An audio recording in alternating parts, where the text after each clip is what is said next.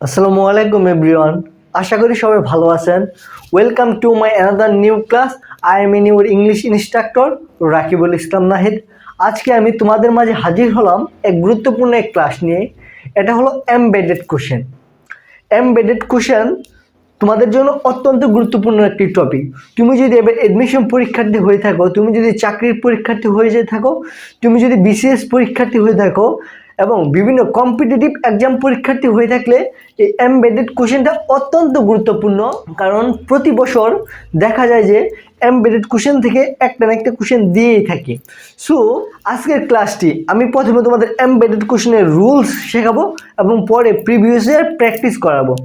তাই আজকের ক্লাসটি করার পর তোমাদের এমবেডেড কোশ্চেন নিয়ে বিন্দুমাত্র সন্দেহ বা দ্বিধাদ্বন্দ্ব থাকবে না।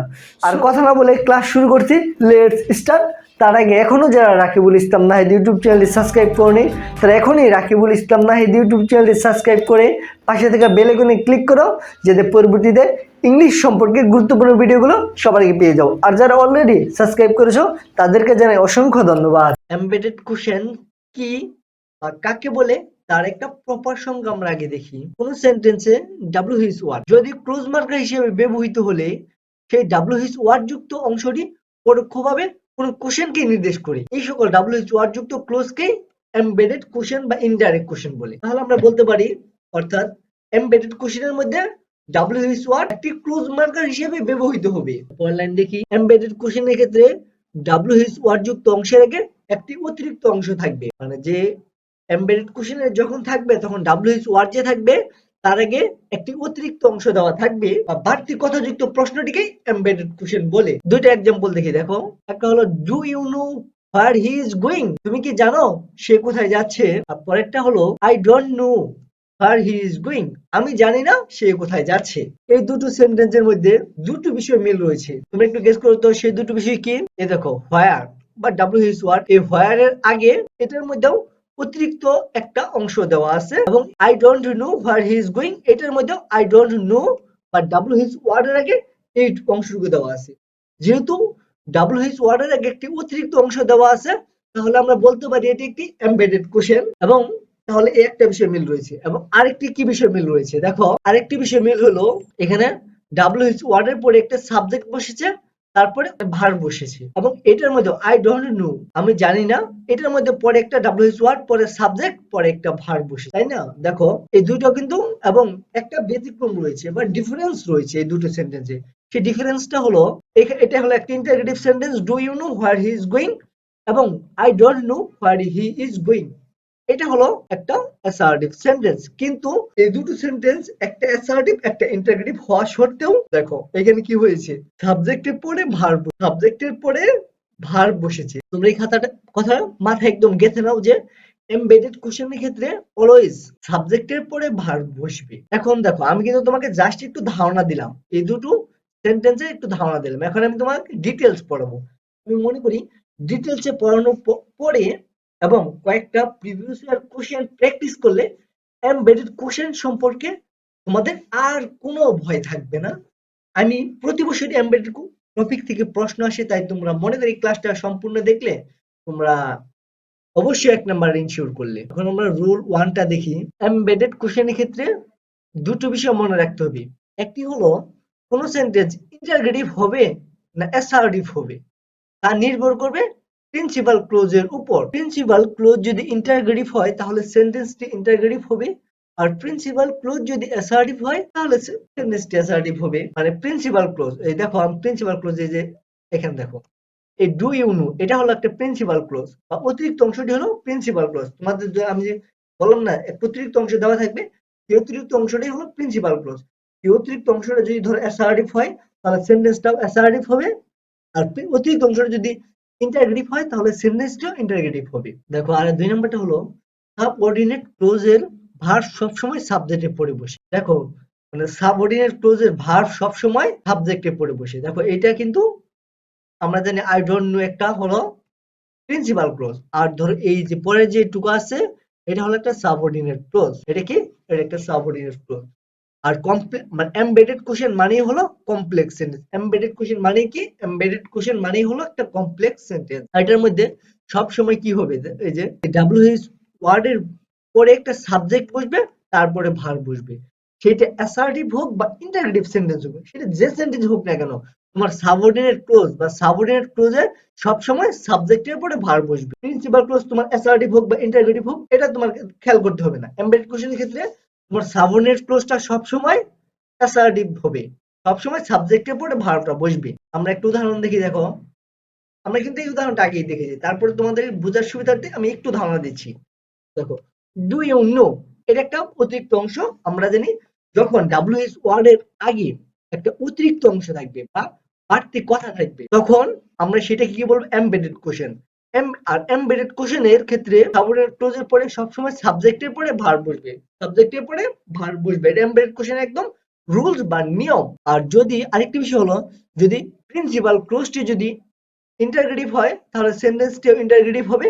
আর প্রিন্সিপাল ক্লোজ যদি অ্যাসার্টিভ হয়, প্রিন্সিপাল ক্লোজটি যদি অ্যাসার্টিভ হয়, তাহলে আমার সেন্টেন্সটিও অ্যাসার্টিভ হবে। পরের রুলসটা দেখি, ডাব্লিউএইচ ওয়ার্ড বা কোশ্চেন ওয়ার্ড গুলো কখনো কখনো ফ্রেজ হিসেবে ব্যবহৃত হতে পারে, যেমন whose plus noun, how many, how much, how long, often, what time, what kind ইত্যাদি। অর্থাৎ যদি ধরো এই ওয়ার্ড গুলো থাকে, এই ওয়ার্ড গুলো থাকলে এই ওয়ার্ড গুলো পরে তোমাকে সাবজেক্ট দিতে হবে এবং পরে ভার্ব দিতে হবে।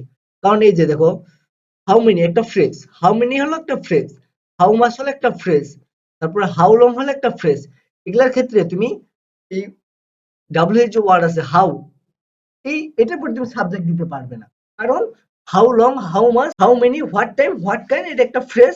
এই ফ্রেজ গুলো লেখার পরে তোমাকে সাবজেক্ট ইউজ করতে হবে, তারপর তোমাকে ভার্ব ইউজ করতে হবে। দেখো একটা এক্সাম্পল দিচ্ছি, দেখো I don't no, I don't no আমি জানি না, আমি জানি প্রিন্সিপাল ডাব্লিউএইচ ওয়ার্ড, দেখো এই ডাব্লিউএইচ ওয়ার্ড হলো হাউ, ডাব্লিউএইচ ওয়ার্ড হাউ, যেহেতু হাউ ডাব্লিউএইচ ওয়ার্ডের আগে অতিরিক্ত একটি অংশ দেওয়া আছে, তাহলে এটা আমরা বলতে পারি একটি এমবেডেড কোশ্চেন। এবং তারপর একটা বিষয় লক্ষণীয়, সেটা হলো দেখো এই হাউ মাচ, হাউ এর পর কি আছে, হাউ মাচ। আমরা জানি হাউ মাচ একটা ফ্রেজ, যেহেতু হাউ মাচ একটা ফ্রেজ, তাই হাউ মাচই বসবে এখানে, শুধু হাউ মানে সিঙ্গেল বসবে না, কারণ হাউ মাচ একটা ফ্রেজ, এটা সাথে অলওয়েজ মাচটা বসবে যদি সেন্টেন্সে থাকে। তারপর তোমাকে কি করতে হবে, তারপর তোমাকে সাবজেক্ট ইউজ করতে হবে। সাবজেক্ট হলো how the jack cost, do you know how much the jack cost. এই সেন্টেন্সটাকে খেয়াল করো এবং এখানে দেখো ডাব্লিউএইচ ওয়ার্ড হাউ, এটা একটা ডাব্লিউএইচ ওয়ার্ড এবং তার আগে একটা অতিরিক্ত অংশ দেওয়া আছে। যেহেতু ডাব্লিউএইচ ওয়ার্ডের আগে একটি অতিরিক্ত অংশ দেওয়া আছে, তাহলে আমরা বলতে পারি এটি একটি এমবেডেড কোশ্চেন। আর আমরা 2 নাম্বার রুলসে শিখছি, যখন সেন্টেন্সে ডাব্লিউএইচ ওয়ার্ড গুলো কখনো কখনো ফ্রেজ হিসেবে ব্যবহৃত হতে পারে, যেমন how much, how long, what time, what kind.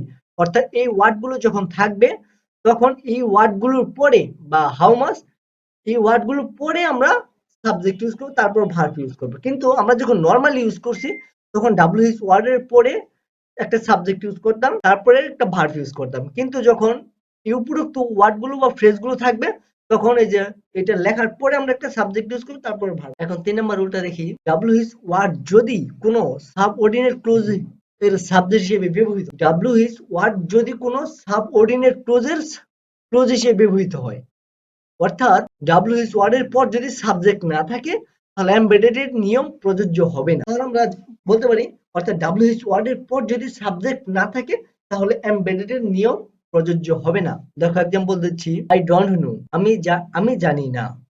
তারপর কি আছে, who will be the next president of Bangladesh, বাংলাদেশের পরবর্তী প্রেসিডেন্ট কে হবে। দেখো এখানে দেখো অতিরিক্ত প্রশ্নের পরে একটা কি আছে, আমরা বলতে পারি ডাব্লিউএইচ ওয়ার্ড এর আগে একটা অতিরিক্ত প্রশ্ন আছে, তাহলে আমরা বলতে পারি একটা এমবেডেড কোশ্চেন।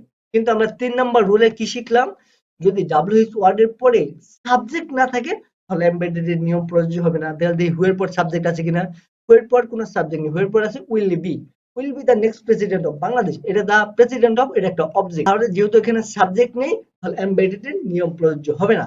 এখানে হু নিজেই একটা সাবজেক্ট হিসেবে ব্যবহৃত হয়েছে, এখানে হু নিজেই সাবজেক্টের কাজ করতেছে, তার জন্য এখানে যেহেতু এই সেন্টেন্সের সাবজেক্ট নাই, তাহলে এমবেডেড এর নিয়ম প্রযোজ্য হবে না। ঠিক এরকম, ডু ইউ নো, তুমি কি জানো, wheel B the next president of BD, তুমি কি জানো পরবর্তী প্রেসিডেন্ট কে হবে বাংলাদেশের। তাহলে আমরা এটাও দেখলাম, যদি ডাব্লিউএইচ ওয়ার্ড এর পর যদি সাবজেক্ট না থাকে, তাহলে এমবেডেড এর নিয়ম প্রযোজ্য হবে না। এখন আমরা কয়েকটা প্রিভিয়াস এর কোশ্চেন দেখি। আই ডোন্ট রিমেম্বার, আমার মনে নেই। হোয়াট ইজ হার নেম, তার নাম কি। দেখো যেহেতু এখানে প্রশ্ন দেওয়া আছে এবং তারপর কি আছে একটা WH ওয়ার্ড, দেখো প্রত্যেকটার মধ্যেই WH ওয়ার্ড আছে, প্রত্যেকটার মধ্যে কি আছে WH ওয়ার্ড আছে।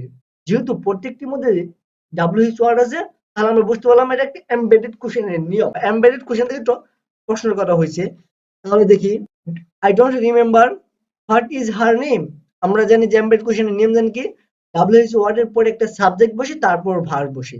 যেহেতু WH ওয়ার্ডের পরে একটা ভার্ব এসেছে, তাহলে এইটা হবে না। এটা এখন বি নাম্বারটা দেখি, হার নেম ইজ হোয়াট, এটা তার উপরে একটা অক্সিলারি মানে একটা WH ওয়ার্ড বসবে, তারপরে সাবজেক্ট বসবে। এখানে সাবজেক্টে সবার পরে, তাহলে এটা হবে না, এটাও বাদ দিলাম। নাম্বারটা দেখি, হোয়াট হার নেম ইজ, দেখো হোয়াট হার নেম ইজ, এটা দেখো সম্পূর্ণ ঠিক আছে। দেখো WH ওয়ার্ড, তারপরে সাবজেক্ট, তারপরে ভার্ব, তাহলে এটা হাতে রাখলাম, এটা হাতে রাখলাম। এখন ডি নাম্বারটা দেখি, দেখো ইজ হোয়াট হার নেম, অতিরিক্ত প্রশ্নের পর ইজ দিয়েছে, তারপরে হোয়াট দিয়েছে, এটা হবেই না, কারণ অতিরিক্ত অতিরিক্ত প্রশ্নের পরে আমার কি হবে, একটা WH ওয়ার্ড, তারপরে ভার্ব সাবজেক্ট হবে, তারপর ভার্ব, এটা হবে না। তাহলে correct answer C number. Choose the correct sentence.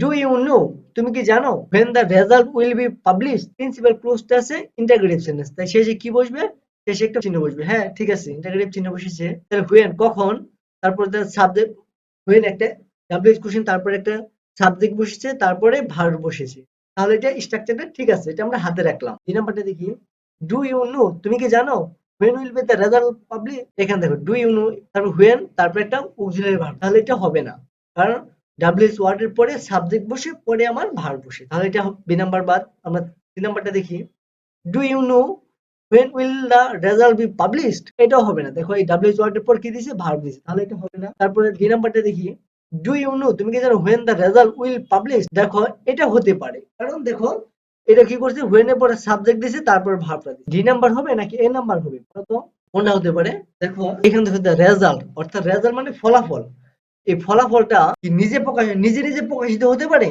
না, রেজাল্টটা নিজে নিজে প্রকাশিত হতে পারে না। রেজাল্টটা তুমি পরীক্ষা দাও, সেই পরীক্ষার খাতা পরীক্ষক বা শিক্ষকরা দেখে তোমাকে রেজাল্টটা পাবলিশ করে। তাহলে যেহেতু রেজাল্ট নিজে নিজে প্রকাশিত হতে পারে না, তাহলে সেটা হবে, তাহলে সেটা কখনো অ্যাক্টিভ ভয়েস হতে পারে না, এটা অলওয়েজ প্যাসিভ ভয়েস হবে। তাহলে will be published, will be published, তাহলে কারেক্ট অ্যান্সার এ নাম্বার। বুঝতে পারছো?